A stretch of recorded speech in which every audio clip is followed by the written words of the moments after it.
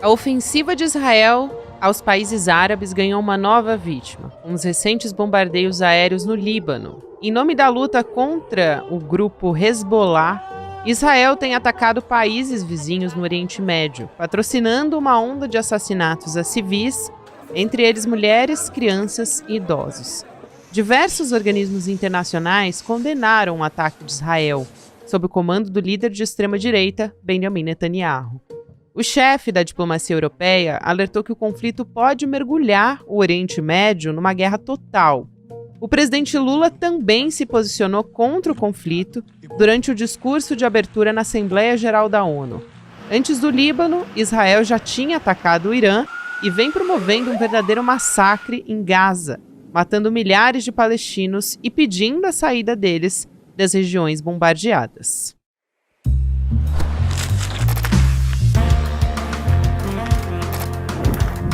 Olá, seja muito bem-vindo, seja muito bem-vinda. Eu sou a Gabriela Varela. Olá, seja muito bem-vindo, seja muito bem-vinda. Eu sou a Gabriela Varela e esse é o videocast Em Detalhes. E aqui, sempre com um convidado, uma convidada, a gente analisa uma temática, uma notícia importante do momento. Hoje a gente vai falar sobre política internacional, converso com o professor Rubens Duarte, coordenador do Laboratório de Análise de Política Mundial. Rubens, obrigada por aceitar nosso convite, seja muito bem-vindo. Gabriela, mais uma vez, muito obrigado pelo convite, é sempre um prazer estar aqui. Infelizmente, um assunto que não é tão divertido assim, mas é um prazer estar aqui conversando com você. Prazer falar contigo também. A gente, para trazer alguns dados aqui de contexto, a gente está nesse momento, dia 25 de setembro, enquanto a gente está gravando, com mais ou menos 600 mortos no Líbano, que pode oscilar, porque os ataques estão acontecendo a todo momento. Em Gaza, mais ou menos 50 mil mortos também. Levando em conta que são dois conflitos completamente diferentes, em termos de dimensão, enfim, em contexto histórico também, mas tem muita gente fazendo uma comparação e também existe uma preocupação muito grande com a escalada dessa questão no Líbano. Eu te pergunto, para a gente começar a nossa conversa, se o Líbano pode virar uma nova faixa de Gaza. Os números eles são assustadores, né? E o pior ainda é que essa quantidade de mortos é muito grave, mas mascaram também outras coisas que se somam a isso, como a quantidade de feridos, famílias destruídas, órfãos deslocados, refugiados, pessoas em situação de fome. Então, sem dúvida nenhuma, é uma crise humanitária que acontece em Gaza, acontece na Cisjordânia e agora está acontecendo também no Líbano, né? Se agravando no Líbano. Não vou dizer que começou agora. Mas, sem dúvida nenhuma, existe sim um risco de escalada, não só para o Líbano, mas também com um transbordamento para todo o Oriente Médio. Não é segredo para ninguém que Netanyahu está tentando empurrar essa guerra o maior tempo possível e tentando fazer com que o Irã, né, morda a isca e também ataque Israel, fazendo assim, forçando a mão dos Estados Unidos a entrar nesse conflito. Se isso acontecer, a gente está vendo uma guerra em grande escala. Por enquanto, nem o Irã está mordendo a isca, nem os Estados Unidos. Mas pode ser que isso mude muito rapidamente devido à escalada, né, a velocidade e a quantidade de força sendo empregada no Líbano e em Gaza também. É muito importante você trazer esse contexto, Rubens, a respeito do interesse, né, dos Estados Unidos e também do Irã nessa história. O Irã vem se posicionando a respeito disso, inclusive na Assembleia Geral da ONU. Depois eu vou trazer aqui um pouco das declarações dos outros países a respeito disso, mas focando especificamente na possibilidade desse conflito todo escalar para algo maior, né, de uma guerra total, que alguns especialistas estão chamando. Essa possibilidade, ela está descartada por uma falta de interesse dos Estados Unidos e do Irã, ou, na verdade, ainda dá para pensar nessa possibilidade? O que a gente pode esperar do Irã? O Irã ele está sabendo jogar bem esse jogo, então não existe nenhum tipo de segredo em saber que o Irã é um inimigo declarado de Israel. E ele, inclusive, patrocina alguns grupos militares, paramilitares, inclusive o Hezbollah e o Hamas, que são os atuais alvos, digamos assim, de Israel. Então, o que a gente está vendo agora é uma tentativa de chamar Israel, chamar o Irã para a briga, e o Irã fez aquele ataque, aquela retaliação algum tempo atrás, usando drones e mísseis, mas ficou por isso. Não respondeu, por exemplo, ao assassinato de um líder do Hamas dentro do território iraniano, que foi uma coisa muito grave. Né? Então, eles não estão querendo morder essa isca, porque sabem que se eles entrarem numa guerra, principalmente agora, quase que faltando 2 meses para a eleição dos Estados Unidos, haveria uma escalada em proporções mundiais e ensejaria uma resposta muito dura também dos Estados Unidos. E não é interesse do Irã nesse momento. Por enquanto, para o Irã, mais vale a pena continuar patrocinando e continuar fortalecendo esses grupos de resistência. Enquanto isso, né, o Israel, sabendo que tem um respaldo político, institucional, econômico e militar dos Estados Unidos, continua avançando até quando dá. Né, e a gente não sabe qual é o limite. Eu acho que o grande problema é esse. Qual é o limite de Israel avançar? Ninguém sabe. Então, sim, existe uma grande incerteza no lugar, né, nessa região. Não diria que a guerra total é o mais provável, mas também é impossível descartar essa possibilidade. Já que a gente está falando sobre isso, eu quero trazer um pouco de como foi a Assembleia Geral da ONU, né, falando a respeito disso. O Antônio Guterres se pronunciou dizendo que o Líbano está à beira de um abismo, que o mundo não permita que o Líbano se torne uma nova Gaza. Acho que até por isso muitos especialistas têm falado a respeito de o Líbano se tornar uma nova faixa de Gaza, né, a partir dessa declaração que foi feita na ONU. O próprio presidente Lula aqui do Brasil se pronunciou, demonstrando preocupação, o Joe Biden também. Então, mais uma vez, Estados Unidos demonstrando uma preocupação de que uma escala, né, maior, uma guerra em grande escala, não é de interesse para ninguém. O Javier Milei da Argentina não poderia esperar um outro pronunciamento que não fosse um apoio a Israel, e o Irã, que é aliado do Hamas, criticou Israel e também demonstrou que não há interesse em escalar mais ainda esse conflito, né? E chamou de terrorismo de Estado os ataques de Israel também, o que é um posicionamento bastante contundente, bastante importante. Teve também a Turquia falando sobre isso. E o Conselho de Segurança da ONU também está reunido para falar sobre esse assunto, nesse momento que a gente está gravando. Agora, eu pergunto a respeito da força, vamos dizer assim, da comunidade internacional, porque até agora a gente não tem conseguido acompanhar um efeito prático em relação aos ataques de Israel contra os palestinos, né? Se tornou algo numa proporção horrorosa. A gente falou aqui dos números. Agora, a comunidade internacional tem ferramentas a partir dessas declarações todas na Assembleia Geral da ONU? Isso tem algum efeito prático? A comunidade internacional consegue desarmar esse conflito? A comunidade internacional, sem dúvida nenhuma, tem ferramentas, só não está querendo usar. Então, por enquanto, o que a gente está vendo é uma série de narrativas, de discursos contra a guerra, porque eu acho que está muito claro que a escalada não interessa a ninguém, a não ser o governo atual de Israel. Então existem várias narrativas, inclusive dos Estados Unidos, condenando a escalada, condenando o excesso de mortes, a desproporcionalidade do uso da força, mas ainda assim continua avançando. Por quê? Porque existe um respaldo político, um respaldo econômico, um respaldo militar dos Estados Unidos em relação a Israel, que não vai mudar. E a gente vê os 2 candidatos à presidência dos Estados Unidos reforçando essa ideia. Né? A comunidade judaica e o lobby judaico é muito importante para definir as eleições dos Estados Unidos. Então, em um momento, em uma eleição que está tão acirrada entre a Kamala Harris e o Donald Trump, você mudar a postura em defesa de Israel nesse momento seria um suicídio político interno dentro dos Estados Unidos. Isso, então, provavelmente não vai ocorrer.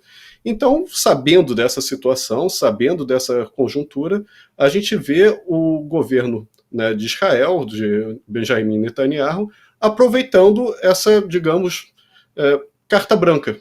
Tá? Porque existem narrativas, existem condenações, mas na prática nada acontece e eles sabem que nada vai acontecer. E, ao se aproveitando de uma força própria que Israel, sem dúvida nenhuma, tem, uma força aérea grande, um exército muito bem equipado, tecnologias de ponta, eles avançam quase sem nenhuma barreira. E também a gente tem que considerar que eu não estou colocando a culpa desse conflito no Benjamin Netanyahu. Tá? E esse conflito tem raízes históricas que a gente pode voltar, inclusive, na era colonial. Mas agora, a gente não consegue entender o desenvolvimento, a trajetória que isso está ocorrendo, sem olhar para o Benjamin Netanyahu, porque é do interesse dele aumentar sua vida política e também ocultar o fracasso que foi a ação dele em Gaza. Porque o promessa era o quê? Né, vou resgatar os reféns e vou desmantelar o Hamas. Ele não conseguiu fazer nenhum dos dois.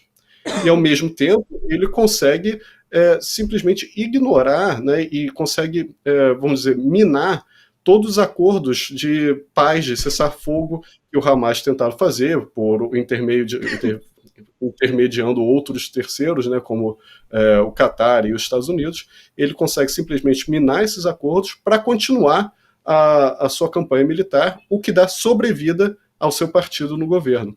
Não à toa, a popularidade do seu partido, que tinha caído, né, diante do fracasso em Gaza, agora a gente está vendo a popularidade desse mesmo partido subir assustadoramente diante da demonstração de força que faz no sul do Líbano. Então, é isso que a gente está vendo, uma situação, um contexto de alguns meses ainda, pelo menos, de carta branca, de proteção institucional, de proteção política dos Estados Unidos em Israel, e uma capacidade, né? Por que Israel continua fazendo? Porque eles têm como fazer, e continuam avançando. O risco maior agora é que essa guerra, que por enquanto ainda está usando, enfim, aparelhos civis como pagers e walkie-talkies explodindo, a gente está vendo alguns mísseis, artilharia antiaérea, a gente está vendo o uso da força aérea, mas a gente ainda não viu ocupação por terra. Todavia, há movimentação do exército de Israel para a fronteira do Líbano, se preparando para uma eventual, sim, incursão por terra. E aí, sim, a gente vai ver uma escalada muito grande. Eu não citei, por exemplo, a França também, né, que pediu uma reunião de emergência também com o Conselho de Segurança da ONU. Então, existe uma mobilização nesse sentido, né? Então, por meio dessa Assembleia Geral dos países se pronunciando também, esse encontro na ONU pode eventualmente, né, trazer um caminho, abrir um caminho para um diálogo. Agora, para a solução, parece que não está tão perto disso como a gente está conversando. Acho sempre importante ressaltar também, né, que os Estados Unidos são de longe o maior fornecedor de armas de Israel. Então, a gente teve, por exemplo, para trazer um dado recente, em agosto agora de 2024, o Departamento de Estado dos Estados Unidos anunciando venda de armamento avaliado em 20 bilhões de dólares. Só para a gente ter uma ideia. Para Israel, claro, né? E aí a gente está falando de armamento de todo tipo. Caças, mísseis de médio alcance, enfim, explosivos, esse tipo de coisa. Agora, é isso, né? O Benjamin Netanyahu tá isolado, não tem apoio. A gente tem visto declarações até firmes na ONU. No contexto de Israel, a população, de certa forma, tem um apoio só da extrema-direita, né? O Netanyahu.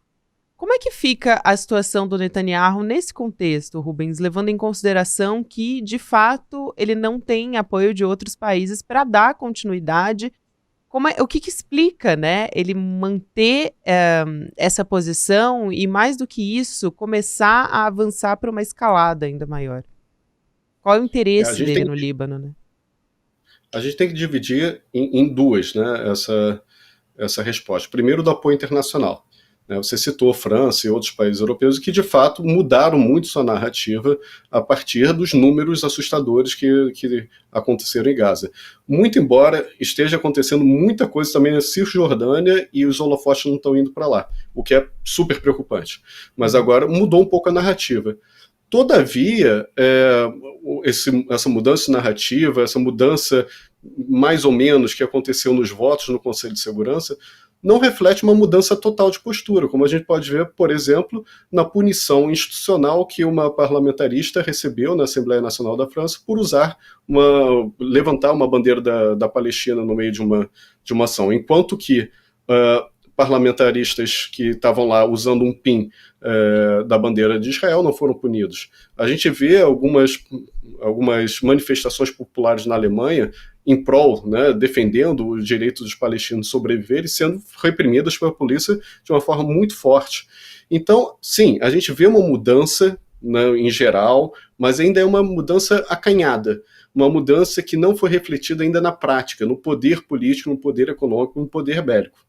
Pelo lado interno, a gente está falando de Benjamin Netanyahu, que é uma figura muito curiosa, uma raposa política, que sempre que a gente decreta a morte política dele, ele consegue dar uma volta por cima e voltar mais forte. É impressionante.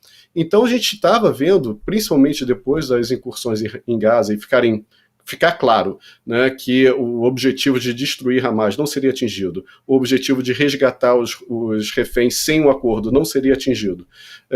Houve uma crescente manifestação, uma crescente insatisfação contra o governo Netanyahu, que só estava apoiado sim pela extrema-direita. Hoje, o próprio partido, que continua sem alianças, mas está recebendo um apoio maior da população. Então ele está isolado sim, mas ele continua conseguindo se equilibrar no governo.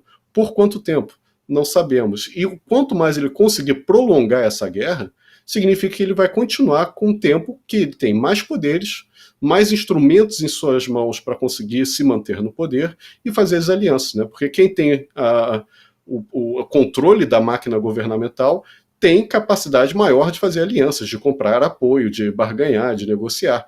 Então, o que a gente está vendo agora é essas duas frentes. Um apoio internacional que começa a mudar, mas ainda muito acanhado, e, domesticamente, uma recuperação da popularidade do partido Netanyahu, o que, sim, assusta no sentido de que mudou muitas projeções que a gente estava tendo 2 meses atrás, que era um declínio absoluto da popularidade do partido dele. E houve também nesse contexto a morte, né, de reféns que foram levados para Israel, e ele foi muito criticado, enfrentou protestos, porque a população cobrou que ele poderia ter feito algo para evitar as mortes, né? Não só levar essas vítimas de volta para Israel, e ele também não tem prestado informações para a população a respeito disso, né? Não justifica esse fracasso militar que aconteceu em Gaza e também de reféns do Hamas também, que foi um caso que ele até publicamente teve que pedir desculpas, mas que depois as manifestações foram um pouco desgastando um pouco mais, contribuindo um pouco mais para esse isolamento do Netanyahu, né, Rubens? Agora, um outro aspecto também é que o Netanyahu tem usado um pouco esse mesmo discurso que usa, na verdade, para falar dos palestinos, para falar da faixa de Gaza, que ele usa como símbolo ali o Hamas. Então ele tem dito que a guerra é contra o Hezbollah, que não é contra o povo libanês, que não é contra os civis. O fato é que os civis estão morrendo, de fato, mulheres e crianças, em grande parte. A mesma coisa aconteceu na faixa de Gaza, né? A guerra é contra o Hamas, ele dizia, só que, na verdade, palestinos morreram, hospitais foram atacados, escolas, enfim, a gente acompanha há muito tempo essa tragédia, esse horror, né, e esse terrorismo também, como usou até uma liderança do terrorismo de Estado de Israel contra os palestinos. Não, sem dúvida nenhuma, essa guerra a princípio seria contra os grupos armados, só que a preocupação em relação às vidas, aos danos colaterais é mínimo. Né? A gente vê então Israel bombardeando hospital, escola, inclusive campos de refugiados. Então não há quem diga, tudo bem, pode ser contra o Hamas, pode ser contra o Hezbollah, mas de qualquer forma os danos colaterais são muito grandes, né, e afetam diretamente a população civil. Então é claro que, apesar de na teoria, na origem, ser contra um grupo específico, quem está sofrendo mais, quem perde mais é sempre a sociedade civil. E não tem como, os números dizem isso, né? Não tem como negar. Existe uma pouca preocupação em relação aos danos colaterais por parte de Israel, mas também por parte do Hezbollah. Né? Quando eles tacam os foguetes para atingir Israel, a precisão é muito pequena. Né? Então, sempre nesses conflitos, quem está perdendo mais são a população civil. Agora, esse tipo de discurso, ele tem uma função muito interessante também, especialmente no Líbano, para fragmentar o apoio doméstico do Hezbollah. O Hezbollah já não é um grupo que tem unanimidade dentro do Líbano. Nunca foi, na verdade. O Hezbollah ele foi criado durante a primeira invasão de Israel ao Líbano, em 1982, se não estou enganado, e a partir daí foi a resistência à ocupação terrestre. Nesse momento, havia outras milícias, inclusive uma milícia de maioria cristã, pró-Israel, que facilitou a invasão de Israel ao Líbano, que foi desmantelada, fizeram prisioneiros, inclusive parte dessa liderança foi parar no Brasil. Hoje em dia é uma das famílias mais aristocratas e endinheiradas do Brasil, da descendência libanesa. Mas Hezbollah, ele tem um apoio político, sim, razoável, ele tem um braço político, um partido que as pessoas votam nele, mas ele também gera muita insatisfação por atrapalhar o processo democrático, né, outros partidos crescerem, e também pela questão suas estratégias, né, seus costumes, sua maneira de batalhar com Israel, ela gera também muita controvérsia e insatisfação.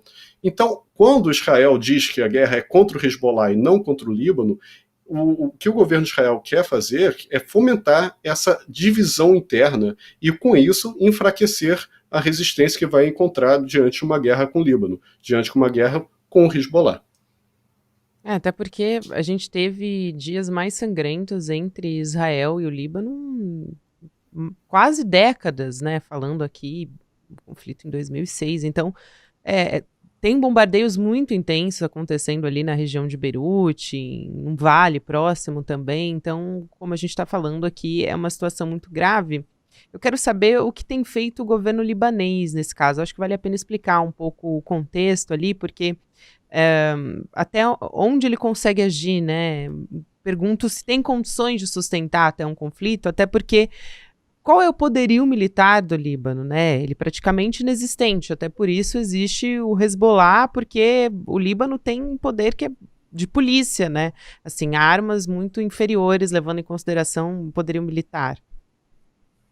Não, você está absolutamente correta. O Líbano, ele é uma região mais extensa, mais complexa, mais robusta comparado com Gaza, mas também não é uma potência econômica. Então a gente tem um país que, sim, é mais organizado, mais populoso, porém não tem essa capacidade do exército do Líbano de enfrentar Israel. Aquela ideia, né, weberiana do monopólio do uso legítimo da força não se aplica ao Líbano. O Líbano, na verdade, ele está se aproximando muito do que a gente pode chamar de um Estado falido, infelizmente. Então a gente tem o grupo Hezbollah, que sim, esse sim é muito mais organizado, inclusive comparado com o Hamas, é muito mais organizado e tem um poder de fogo muito maior, o que deve ensejar uma resistência maior ao Israel nessa região. Mas o governo do Líbano, o que ele pode fazer, ele tem feito.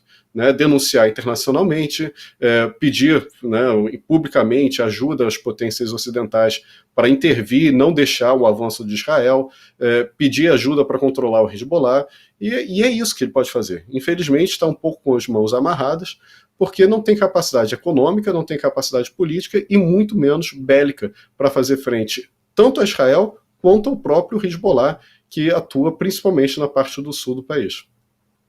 Para a gente fechar essa conversa, eu acho que tiveram mortes ali muito importantes em todo esse contexto que a gente vem acompanhando de Israel.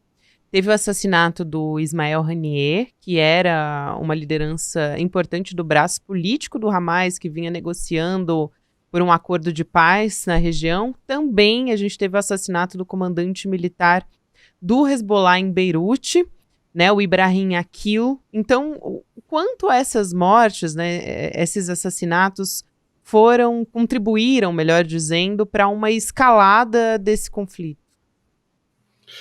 Sem dúvida nenhuma, contribuíram bastante. A morte do negociador, né, a pessoa que estava responsável por negociar a paz na Palestina, simplesmente sepultou uma possibilidade, pelo menos momentânea, de um acordo de paz. Isso é interesse de Israel. Né? Então, a pessoa que estava negociando um acordo de paz para soltar os reféns foi simplesmente assassinado, né, pelo seu inimigo.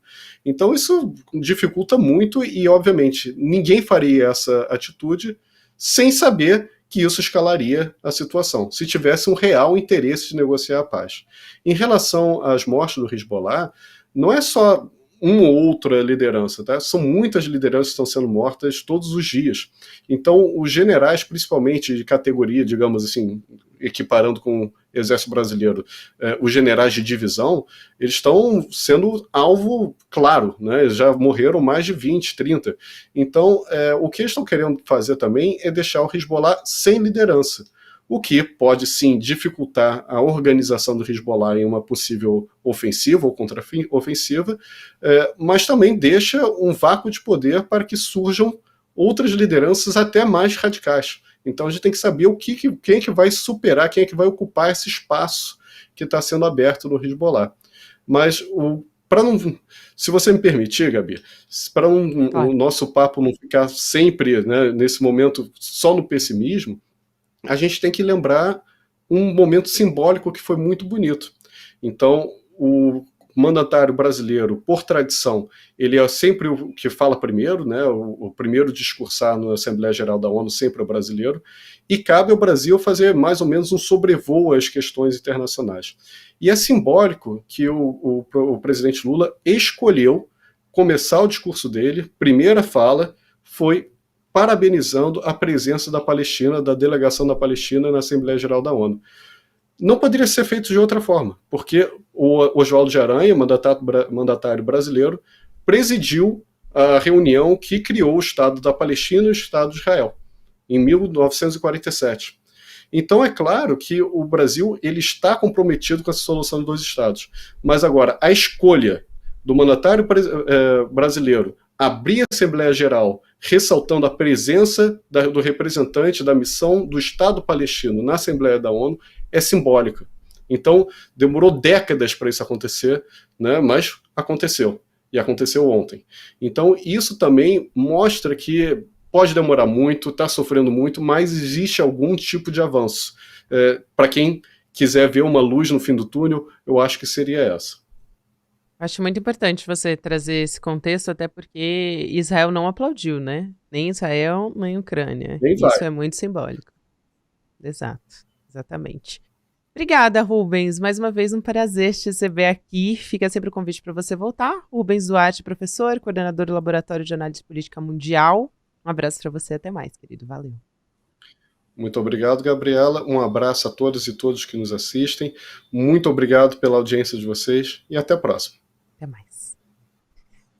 Gente, encerrando aqui o Em Detalhes, eu quero lembrar que a gente está com as eleições se aproximando e a gente vai ter uma aula bastante importante aqui, um contexto muito importante, para trazer informações para você assistir antes de ir para as urnas. Então, é uma etapa importante da nossa democracia. A gente vai ter uma aula com o nosso GCE, uma aula aberta a partir do lançamento do livro do GCE, que é o Pobres de Direita, o Gessé Souza, o Edu Moreira, no dia 29 de setembro, que vai ser nesse domingo, a partir das 8 horas da noite, vão conversar a respeito do lançamento e trazerem diversas discussões que estão ali no livro do GCE. E eles vão poder falar sobre isso também, debate de alto nível para entender a respeito de contexto político, manipulação política, fake news, estratégias, né, antes das próximas eleições. Então, tudo isso você pode acompanhar nessa aula online e você garante a sua vaga em detalhesicl.com.br para poder assistir online e gratuitamente. Obrigada a você que me acompanhou até aqui. 10h30 da manhã a gente está sempre ao vivo de segunda a sexta-feira. Agora você fica com o Mercado Investimentos. Na sequência tem Rolê ICL e 6 horas da noite ICL Notícias, segunda edição. E também você pode nos ouvir Em Detalhes, em qualquer momento do seu dia nas plataformas de áudio. Obrigada e a gente se vê. Já imaginou a barata fazendo campanha pro inseticida? Ou pro chinelo também, né? Ou aqueles germes e bactérias que tem no corpo fazendo propaganda para aquele sabonete que garante matar 99% dos germes e das bactérias? Pois é, a gente acaba que vive uma situação que é mais ou menos assim. As pessoas que são exploradas defendendo os seus exploradores com unhas e dentes. Mas será que elas fazem isso por ignorância, como alguns apontam o dedo dizendo? Ou será que existe algo muito maior por trás? Uma covardia que usa recursos quase infinitos para criar esse fenômeno. Quem vai nos explicar isso é um dos maiores sociólogos do nosso tempo, Gessé Souza, que acaba de lançar o seu novo livro, O Pobre de Direita. Vai nos dar uma aula inédita e exclusiva no dia 29 de setembro, às 8 horas da noite, sobre esse livro e sobre esse fenômeno. Você não pode perder essa aula, até porque ela não tem replay. É gratuito, chame seus amigos e amigas para participar também. A gente se vê dia 29.